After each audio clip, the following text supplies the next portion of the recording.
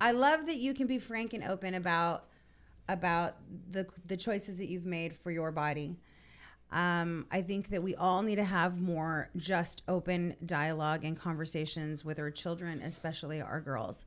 I had a conversation with a friend of mine this past week where I had just sent out a blanketed text message to a couple of girlfriends of mine that I knew felt the same way that I did about the current issues. Right? Okay. And I just said, hey, if it's ever necessary, this is where it is in my home. You walk in, you get it. No questions asked. I'm not going to sit here and I'm not going to judge whether it's the mom that needs it or the daughter that needs it. None of that is my business. Nor do I need it or want it to be my business. Mm-hmm. But the option is in my home if you need to have it. And then she says, how am I supposed to talk to my daughter about it? And I said, I think that the most important thing that we can do is just be open and honest with them about what sex is. Mm-hmm. And the outcome and the consequences that come from that and what that looks like. This whole world that we used to live in, where my mom literally had the conversation with me about how my body was a temple, really doesn't help, right? Like, yes, my body is a temple. And yes, now that I'm 43 years old, I really should have listened a little bit more. But at the time, how do you tell someone with raging hormones your body's a temple and no one's supposed to touch it and you're not supposed to have sex, right? So I have always lived in we're just going to be transparent about these things. As the age comes up and as the questions start to arise, we're going to be honest about what it is. So I've always said, abortion rights or no abortion rights, I'm not even fearful about a baby. That's never even been my concern, right? Like if I were to become, or Nola were to become with child, it's not even, my worry isn't a baby, right? Like that's the least of it. That's the absolute least of it. Mm-hmm. What about all the other stuff? What happens when my body doesn't do what it's supposed to do, right? What happens when, the miscarriages, the hope, the excitement, all of the stuff that we struggle through between babies, and so your body doesn't always do what it's supposed to do. So if I end up in an ectopic pregnancy, right? If I end up in a situation where the baby has to be removed in order to save my life, what am I supposed to do? Or worse, my daughter's freaking fallopian tube explodes because she can't get the baby taken out. And again, I'm not a doctor, so I don't know all of the ins and outs of it, but that's what I fear. I fear that I watch her die. Not that she's having a baby. The baby's the least of it. Surrounded by doctors who don't want to touch her. Right. That's what I worry about. That to me is the scariest part, because in I remember the day after the election, hearing your friends call you crying. And it wasn't that they were sad about one candidate versus the other. You don't realize how many people have had miscarriages or have had problems with pregnancies or who've had abortions. Right. And knowing that it's such and for anyone who's listening, realize that just about every woman in your life, with fewer than more exceptions, has had a problem. Yes, problems happen. And now the concern is that how do we mitigate the risk for something like that to happen? So then the first is, well, obviously pregnancy. That's the big one. And so how do you back it up and say, okay, well, the common denominator between all these is pregnancy. So what do you do? What's the conversation with your daughter? Is it just, hey, don't have sex? Because that's like, hey, realistic. It's not realistic, no. Man. I mean, I don't want to think about my baby and whatever, but it's just like, dude, it's unrealistic to think that people don't want to be sexually intimate with each other, right? And granted, society and this, and I'm not even trying to hear that. It's unrealistic. Right. Okay. How many people do you know that stayed virgins until they were married? I don't want to talk about maybe that. 2. Right. Right. Maybe. Right. Like maybe. And one of them is a priest. It's okay. But and so you have that. Hold on. But I will blanket with in my home, we can talk about anything. We can. There's nothing off the table. It's true. That's not the case for a lot of people in their homes. I think it's also not the case for women in some of their homes, to be able to just talk to their husband about. Well, yeah, we're not even talking about husband and wife yet. We're just talking about the kids. And so, how do you? What happens when the husband steps out on the wife and knocks up his girlfriend? What happens when when the wife steps out on the husband and gets pregnant, then what?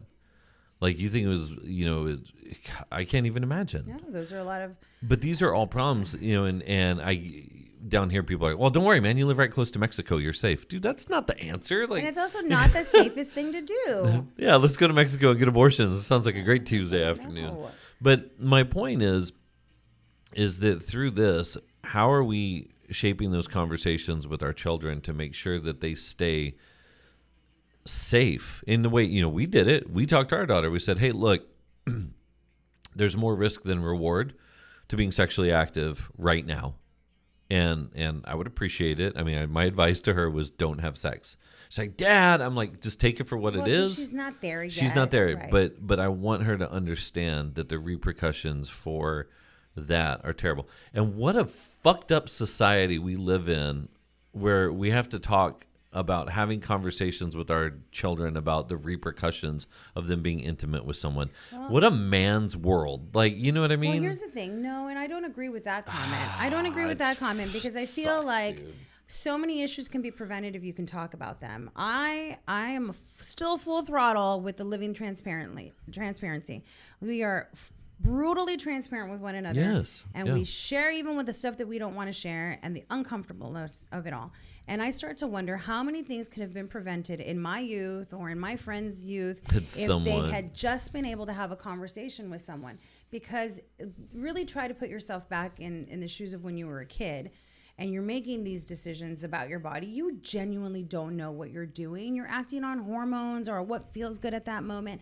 And you don't know what you're doing. And you're scared. And the minute that you're done, you're scared. It's, what did I do? Am I going to have a baby? Is this possible? What have I done? And who do you talk to about it? Your other friends that are the exact same age and no one knows anything, right? So imagine if we could live in a world where we could have a conversation with your parent and say, hey, this happened. Yeah, but how do I handle it? Because now it's not even that part of being scared. It's you could die in the parking lot of a hospital, like what happened to that girl last year. You can go to 3 different hospitals and So I did tell, my friend and I went back and forth about this conversation. I was like, maybe you just leave it in a spot. You put, if your child doesn't feel comfortable enough to talk to you, maybe you just put it somewhere at the house and that's where it lives. We're talking about the Plan B pill, that's where it lives. And if it's ever needed, that's where it goes. And no one is patrolling. So some information I did find out, and I'm not a medical professional. I spoke to a doctor, an OB-GYN, and I spoke to a pharmacist, and I said, hey, are there any complications with giving Plan B to someone under the age? It's meant for 18 or older, right. But is there any issue if it's a 16-year-old, a 15-year-old, a 13-year-old? I was told, advice by not by my OB-GYN, but by the OB-GYN that I talked to, I would ask you to speak to, if you're a female, speak to your OB-GYN. If you're a male, call a friend or call your wife's OB. I don't know. Anyway. Speak to a doctor, because my advice that they gave me was good, and I don't want to share it because I don't want people to say, well, Drew said so. Right. But it put me it gave me a comfort level with what that product is and being able to use that product should something happen with our daughter between now and the age that she's 16. And then also be really educated, right? Because the product is only viable for the first, I think it's like 48 hours, 36 hours, and then after that. That goes back to open communication. Right. Your daughter has to be able to say, hey. I need help. Yeah. And that transcends into everything. Everything. I need help with friendships. I need help with boys. I need help with girls. I need help with a possible pregnancy. I need help with, my sanity. I need help with getting out of my funk. Yeah, man. Right, which is where I started this morning about sometimes you're just in a funk. Yep. All right, let's talk about tariffs. I was going to say, oh my God, no. We explained tariffs to our kids this morning. That was a fascinating conversation. Today. That for another all day. I'm going to say about tariffs is if you're thinking about buying the new Nintendo Switch 2 or you're thinking about buying a PlayStation 5 or an Xbox, make sure you get them before January. There's a 25% tariff on China right now. Trump is talking about pushing that to 60%, which means the cost of all of your electronics are going to significantly rise unless you buy LG TVs. Those are South Korean televisions. Those are actually manufactured across the border in Reynosa, which means they're going to be even more expensive than if you were to buy a Chinese television set because of the tariffs to Mexico. I'm bored with this. So just so you know. I don't want to discuss that at the current moment. Anyway, This is such that's a all. long one. It's a winded one. Anyway, so It was a fun weekend. I went to the Friends for Hope Gala. They called I me was their going to say, technical can we director. please turn this around? I was Thank a you. technical director for the Friends for Hope. I got to hang out with Lauren Corzine. It was so good to see her. God, I can't remember the first time we booked her. It was Hey, can I tell you something? Kettle Barons Ball, like back in the day. And the Listen. Powell brothers played. That's great. Listen, I wasn't there. What? It bothered me. It bothered me that we weren't at something together. Yeah? I feel like our time together is so freaking precious, and you guys have heard me talk about this over the years. My time with you is limited and it's precious, and I enjoy when we finally get to go be adults together. And so I was so peeved that you were at a different gala than I was. Oh. There were plenty of women there who were so nice to me, though, so it was okay. That is not what I'm peeved about. That's the furthest thing from my mind. I just get so Aw. fussy because you're supposed to be with me. I know, you were sending me grumpy faces. I was. You were at I was Access at Esperanza? yes, at the Access Esperanza Gala, which was so much fun. Dude, that was the disco one last year, right? The disco one last year. But this year it was just black and white. They're celebrating their 60th anniversary, which is incredible. They do incredible things, right? Going back to, Sexual healthcare. health, reproductive Yeah, health. sexual health for women. They have done tremendous in our community, and I would hope that more people, supported them. It was a really fun event. So they band had was the good. normal stuff, right? The silent auction and the live auction. But the band was the most fun. They're called the Satellites, right? Yeah. I think that's what I saw on their And- drum. And you want to know what else is the most fun? What? Dancing. It is fun. Yeah. I feel like some of us are so hesitant to get on the dance floor. I don't know why. Sometimes it takes a little liquid courage before I Listen, go out if there. my 6'5" stork-looking ass can be out there dancing on the dance floor, so can you. And I will say that my smile got a little bit bigger once you walked into the room. I was I did. so glad I that bailed. you made it. I bailed on Friends for Hope. We got everything done. It was perfect. Went off without a hitch from our side. I mean, little technical things, but the band was great. It was so good to see it. This was the first time that I've worked an event without you, and I wasn't. If you're not there, I'm not really social. I've just hung out in the back. I got to hang out with Sergio. I talked to Sergio a long I'm sure time. there is. I made a couple rounds. I saw a few people, shook a couple hands just to see what was going on, stretch my legs. I'm sure there's a couple of people that say you were out gallivanting around. No, horse manure. Your friends didn't even say hi to me, so you know who you are. You were there and you didn't even say hi. Being called spying out. spying on me for my wife and not even coming over to say hi. Oh, a bunch of buttholes. It was a really good event though. They raised a bunch of money, and Friends for Hope is such a cool organization. I did think a lot about the original Friends for Hope parties, the ranch parties. And I remember every year they would have the koozie, right? They would have the little koozie with the handprint on it. And God, I can't. Those were such different events. And I will say that one of the things that I love this year at Friends for Hope was the team that they got to cook the food for everyone. They didn't cater with some crazy professional catering deal. Mm-hmm. They catered. I can't remember. It's not Tin City. I don't remember the name of it. I feel so bad. The guy's name was Kano. He was like the nicest dude. What they did is they brought in a barbecue team and they made carne guisada for everyone there, and they made it in huge steel pots behind the convention center, and the smell was incredible and the beans were great. And then Fleet and I walked out there and he handed us fresh pan de campo, or pan de cano as he said, because he's a cano, and he handed it to us and put honey on it, and it was just That sounds good. It reminded me of the original Friends for Hope events, because it was a time when we would just go out to someone's ranch and hang out and have fun and enjoy each other's company and know that we were doing something for the children and for the community. And this was a really good throwback to that, because even though it was in the event center, I don't think it was done on purpose. It wasn't on purpose? Well, because I don't know if Ronnie was. So Ronnie, the incoming, believe he's president of the board, chairman of the board, or for FFH. He's the one who brought in the barbecue team. He's like, "Why don't you guys come cook?" And then the guy told me the story about. Oh, I don't even want to talk about it. It's so sad about when he got the phone call that his son had an appointment at Vanny Cook. And he went in and he was terrified. And he said, he started, and it's like instant grown tears. man breaking down in tears in front of me. And he says, "Look, He's like, I got the phone call. I was working in Rio Grande City, and I drove down. It was the most terrifying thing. And we went in there, and Dr. Bernini, like, checked him, and he goes, he doesn't have cancer. He just has an infection. And he said the weight that he felt lifted off his shoulders at that moment. And he knew he could finally empathize and understand what other people had gone through. And he never wanted to feel that feeling again. So when he was approached, when Ronnie approached him to help contribute, he was like, absolutely, I'll do whatever. Like that, what a great organization.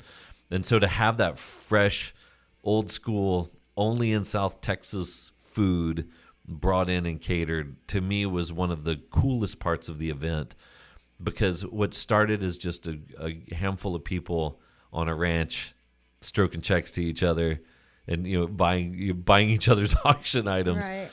was now so well attended and so well fun, and it's grown so much. This is the 19th one. It's grown so much from where it was, but to see that throwback this year for anyone that was originally there, it was such a cool moment. And I don't know, maybe I'm just all reminiscent. You're just always so nostalgic about everything. But it was great to see that at Friends for Home. It's also really great to know that organization still has its soul, right? Like that it still has its like heart and soul, and that it speaks volumes of the people that continuously help move that along, and that it can grow right to the 19th season, and you still feel like, hey, this is kind of reminiscent of that original party. I think says a lot, which is really cool. And Mission Vincent is it's such a great host. But I'm not gonna lie, I miss going out and just sitting on the ranch. And I think it just got too big. Well, yeah, how do you bus all those people anyway? It's just too big. And there's liability you got to consider now. Listen, this is the insurance sales lady. Speaking of liability, someone who went to Mexico yesterday just tuned in. Oh, no. I wanted to go to Progresso so bad, dude, and you wouldn't let me go. I won't go. Why? I grew up going to Progresso. Look, I don't stop you in anything that you want to do. If you truly wanted to go, you could have gone. But we had a brunch party at the house instead. I don't get involved with that. I know that for me, that's a no. We did chicken and waffles and champagne, and then I taught the kids how to DJ in the kitchen. Yes, it was fun. It was a good morning. And then we came and we painted this wall. And now, more it decorating. Looks good. I think it looks good. Cool. All right. Well, we've been on for an hour. Say, how exciting. It was. I do always enjoy catching up with you. It is good to catch up with you for a minute. Yeah, it's a whole hour that we got to talk nonsense. I know. Actually, not nonsense. Today was really heavy stuff, and I don't think that's ever our intention. We're just having conversations. Maybe for you, not for me. I try to stay away from You know what I should do is I should just kick you out, and then I should talk about all the stuff I want to talk about. You should not. I told Sergio, I said, hey, I need you to invite me over to KURV because you guys need to. And what did he say? No, you're banned? He said that I could stop by the studio anytime. Those were his words. Stop by the studio anytime. Give me a break. Locked Doesn't mean he's door. going to give me a microphone. I was going to say locked door. You can watch it anytime you'd like. I would love to. I would love an alternate perspective, especially now. Shit's going to get weird over the next 4 years. And hold on. And it would have gotten weird for another group of people should someone else have been elected. But our job as Americans is to support whoever the president is, and that's a person who was elected. What you won't find is Kamala said it. Now's not the time to raise up our hands and yell and scream and protest. Now's our time to roll up our sleeves and get to work, because we are Americans and we're here to support an American president. Whether we like the president or not has nothing to do with it. Whether he's a convicted felon and a rapist has nothing to do with it. Can I ask you a question? What? Does this shit just roll off your tongue? It does. It does? That was a beautiful array of words. You've even quoted. Just free balling over here. You quoted in there as well. I'm just not that eloquent of a speaker. I'm not eloquent. I just pay attention, and things stick out in my head. I have really random, useless information in my head. You know what sticks out to me right now? You really want to know the one thing that stuck out this morning as I was flipping through the news? That you can domesticate a macaw bird and it'll sit on your shoulder and it can take naps. That they killed Peanuts the squirrel? They euthanized the damn squirrel? That's what I'm telling you. Those things stick out to me. I can't quote anybody. The bananas. If y'all haven't been following the Cavendish banana story, we were at the precipice of having to lose what we thought a banana was going to be, because there's this huge outbreak that was going to destroy all the banana crops. But the scientists in Australia figured out how to genetically modify a banana, and they were terrified that it was not going to taste the same. but the results are in, and it tastes identical to a banana today. So crisis averted. Guys, The Cavendish Cav4 banana, genetically modified, may not be the healthiest thing because of the genetics, but Nola looks at Fleet dead in the eyes yesterday and says, "Where's the camera? That one? over there. You should eat a banana right now before you can't." And he was like, "What?" Her daughter was terrified that the bananas were going to taste And now the same. this makes sense. It was a big deal. Hey, No kidding. We were about to lose all bananas globally. I don't know where you read this. I read the That news sounds like fake news. on the crapper. I had to. No, the one stat that sticks out, political stat. Oh, no. This one's crazy. No. Hold on. This is an important one. The tariffs that are being raised against Mexico, China, and all the imports coming into the United States, you would think that whatever money they make off the tariffs, that money is supposed to, the concept is that money comes into the U.S. government and the U.S. government can use it to do all these great projects, right? But then when you look at the math and you look at the plan for what the president's doing, those tariffs are to offset the tax benefits and the tax breaks that he gives to the ultra wealthy. So the tariffs are going to have a net zero effect on our economy because all the money is going out on tax breaks that were repealed and now they're going to come back. So all the richest people still get these huge tax breaks. And rest assured, if you make less than $400,000 a year household income, you are not going to see any benefit. And that's cool. Don't believe me. Just watch your tax bill. That's the reality of the situation. So all these tariffs that come across, here's what they're going to do. They're going to I was trying to get out of here. They're going to make shit cost more money than ever. People were bitching about milk being expensive and gas being expensive. Oh, just wait, dude. Just wait until we don't have anyone to work orange crops and oranges are $9, $10, a bag. I like my voucher idea. Oh, dude, we are going to see if all these tariffs do go into place. We are going to see talk about tariffs so much more inflation and cost of living and everything than we've ever seen. But you ask Elon Musk, our new secretary of the finance committee or whatever Trump's going to make him, and you know what he says? He goes, well, people are going to have to go through some economic hardships, and I'm okay with that. Of course you're okay with it. Of course you're okay with it. Anyway, that grinds my gears. You got really heated about that one. That shit sucks. I don't want to pay more for stuff. No one does. We have a company that imports things. Like I don't want to pay more. I am perfectly aware. I don't want to charge people more. I'm perfectly aware of what that looks like. I have a video I want you to watch. I'm perfectly aware of how it all works, and I will remain hopeful that really none of it transpires. Or we just have to make more money. Work harder, Drew. We need 60% more income. I can quote a friend. Just make more money. Just make more money. It's beautiful. that easy. All right. Well, I'm going to let you say bye, and I'm going to go punch the button and turn this thing off. Am I going to see you next week? See you next Tuesday. Oh, I'm not going to see you next week. Yes, you will. Why, where are you going? You're going out of town. No, dude, I'm home. I'm going out of town. What? I gotta go. Oh, we do. Hey, congratulations to our friend. I'm not going to mention names because I don't think they want to be politically associated with it. But our friend, our little, I'm just going to call him our godson. He's not our godson, but I'm just going to claim him. A friend of our son made Eagle Scout, and we get to drive up. Scout. We get to drive up to Dallas this weekend and go watch the ceremony, and that is awesome. So it'll be a good time. So that's what we're doing. If not, everybody enjoy their week. Friendsgivings are in full effect. I hope you enjoy your turkey and family and friends. And I don't know if we'll be on next week. This place might look a little different. Bye.